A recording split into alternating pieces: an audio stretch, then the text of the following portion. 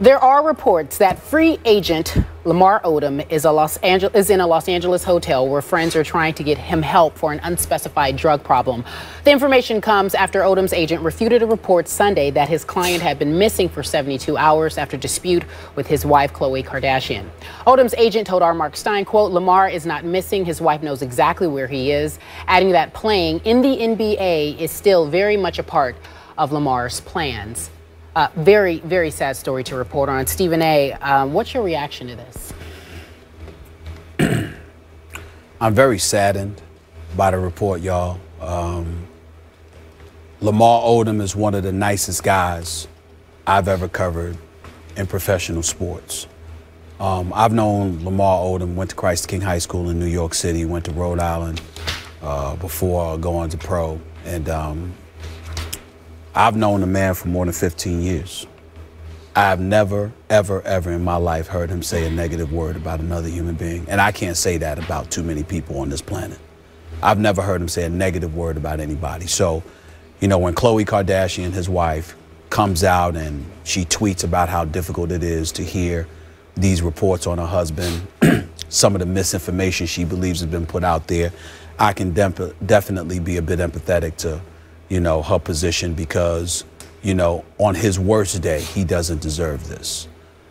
What I would tell you is that it is true that he is in a downtown LA hotel.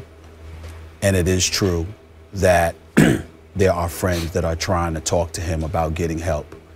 For what? I'm not at liberty to say because I don't know that directly, and I think it was irresponsible to get into all of that. But it's been something that has lingered for some time. The Los Angeles Clippers and the Los Angeles Lakers were both interested in Lamar Odom coming back to the Lakers. A red flag was raised because anybody that knows Lamar Odom knows that there are two things that he loves. Number one is being in Los Angeles. And number two, despite his last season with the Los Angeles Clippers, this man was in love with wearing purple and gold and being a Los Angeles Laker. I remember getting into a debate with one of our colleagues, one of the anchors on SportsCenter, Skip, when he was like, he's a grown man, you know, what are you talking about? He's depressed. Because when Lamar Odom got traded, I remember him coming on my radio show on ESPN LA at the time, 710 ESPN LA. He was crying on the air because he was so depressed. Because he knew he was being let go by the Los Angeles Lakers. And what I tried to explain to people at the time is that you can't make this stuff up. You can't predict. But there are certain guys that are just built that way. They are so incredibly sensitive and they have such an affinity and an attachment to a particular situation, whether it be an organization, a city, a fan base, whatever the case may be, that it resonates with them so profoundly that they nosedive when that leaves you.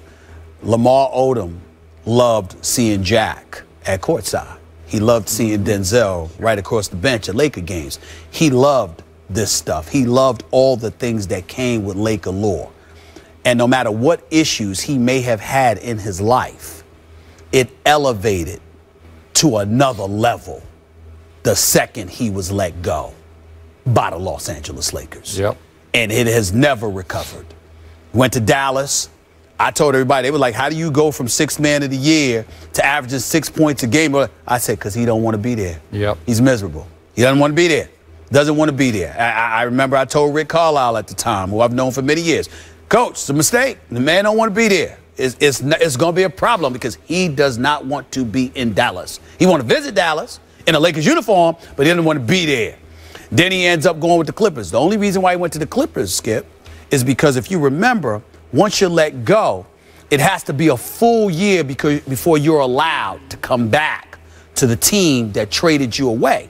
And it was too soon for him to return to the Lakers. He would have had to wait until like December or January, and he didn't trust that the Lakers' brain trust would bring him back at that particular time. So the second option was to be in L.A.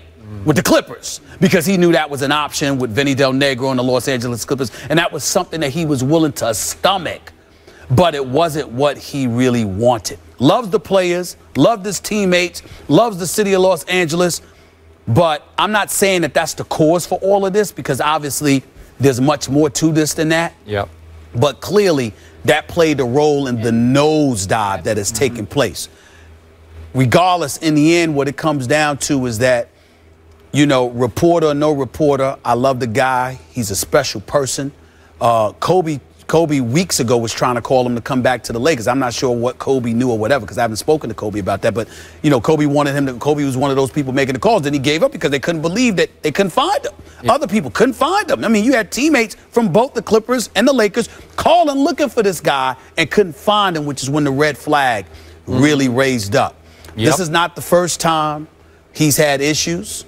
I'm happy that his friends and loved ones seem to be in his face trying to get him some help, but it is definitely a sad situation that has the potential to get significantly worse if he does not get the help he needs. Yep. So I'm just going to pray for him. And again, I don't think further elaboration is necessary. Number one, we don't know all the details. Yep. Number two, it would be irresponsible to get in all the details. And number three, there has to be some degree of humanity and compassion in all of this. Yep.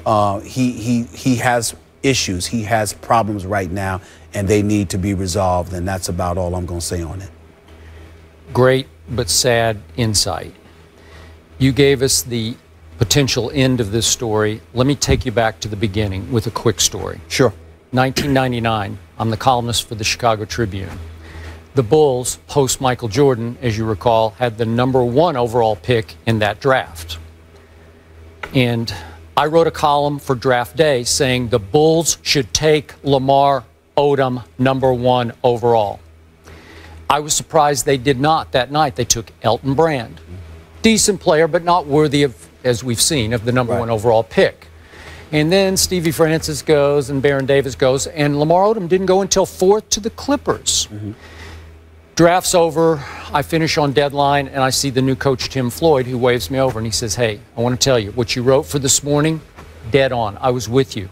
I wish we had taken Lamar Odom, but I want you to know he wouldn't even come for a visit here until last night, that there were several scheduled that he didn't make.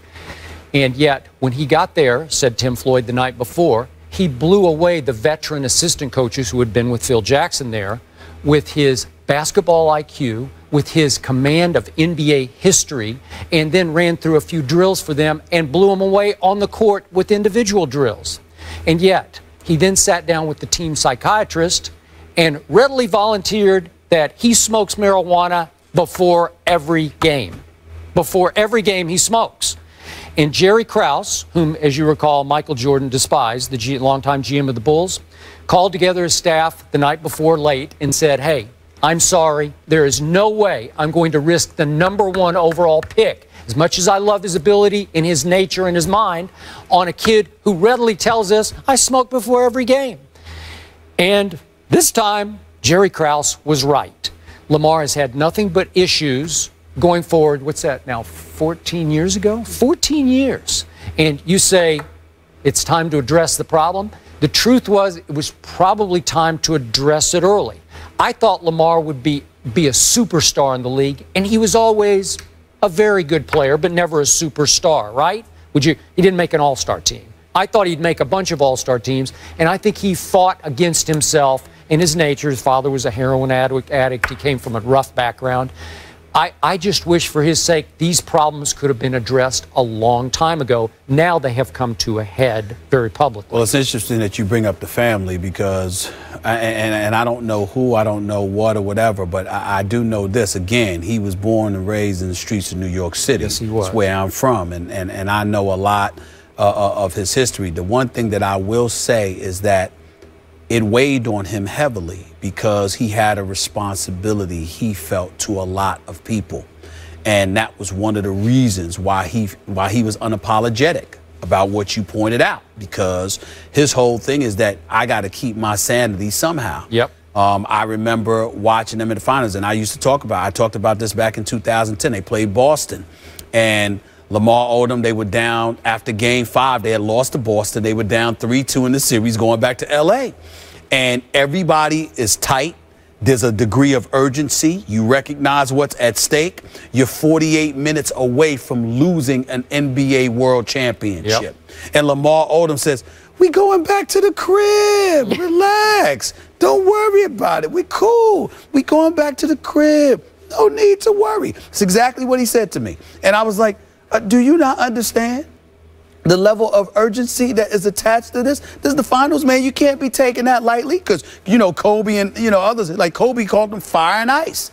Kobe, you know, straight fire. Lamar's ice. Cool. Nothing's too big of a deal. Everything's gonna be fine. That was his mentality. But in the aftermath of that finals victory, when they came back and won Game 6 and Game 7, I realized, and it became crystallized for me, why that was why Lamar Odom approached it that way. Kobe's thinking about nothing but winning the championship. Yep. Lamar is thinking, I'm in LA.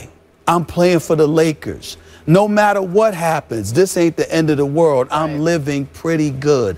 This is the life. If this could be this way forever, I'm fine. Yep. Because of where he came from to where he was. And when the Lakers let him go, and you had to deal with life beyond basketball, because remember, the whole LA experience, the Lakers are not just, it's not just about basketball. It's the experience. It's Laker Nation. Yeah. It's La, it's Tinseltown, it's Hollywood. It's all the things that come along with it. When you go other places compared to LA, to those who want to be in LA, okay, then all there is basketball. It's not the life. Yep. And for Lamar Odom, clearly it was a problem. And think so he plays again? You know what, Skip? I don't want to rule it out. It's looking bleak because the two places, listen, you've sent the message to everybody that there's only two places you're willing to be at, and there's really one place you want to be. Yeah. You see what I'm saying? Yeah. And that's LA. Clippers second. Obviously, the Lakers are distant and far more preferred first. Stephen, if you're not there, how can somebody else trust you to bring you on board when you've shown that you don't really want to be anywhere else? We saw him in LA. We being fans would see him in LA a lot. You talk about what a great guy he is, and that's true to his personality off the court. I saw him once wearing a Laker jacket when he was playing with the Lakers, walking down the streets of LA. True to how he feels about the organization. Instead of asking about necessarily whether or not he will play, you say he has a very cool personality. Will he rebound? I hope so. I pray that he will, because again, the man has never had a negative word to say about anybody. I'm trying to tell y'all, I have never encountered that. I've known him for over 15 years. Lamar Odom has never said a negative word about another human being that I've ever heard. I'm not talking about just directly from him to people who know him, to people that befriend him, to people he talks to. They will tell you. He does, I mean, he's not a negative dude, and he just tries to find the silver lining, or he's really got that ultimate live and let live personality.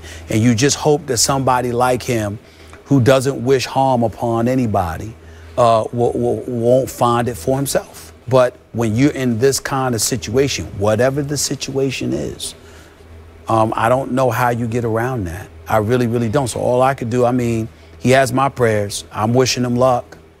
I'll tell you that much. More First Take after the break, ladies and gentlemen.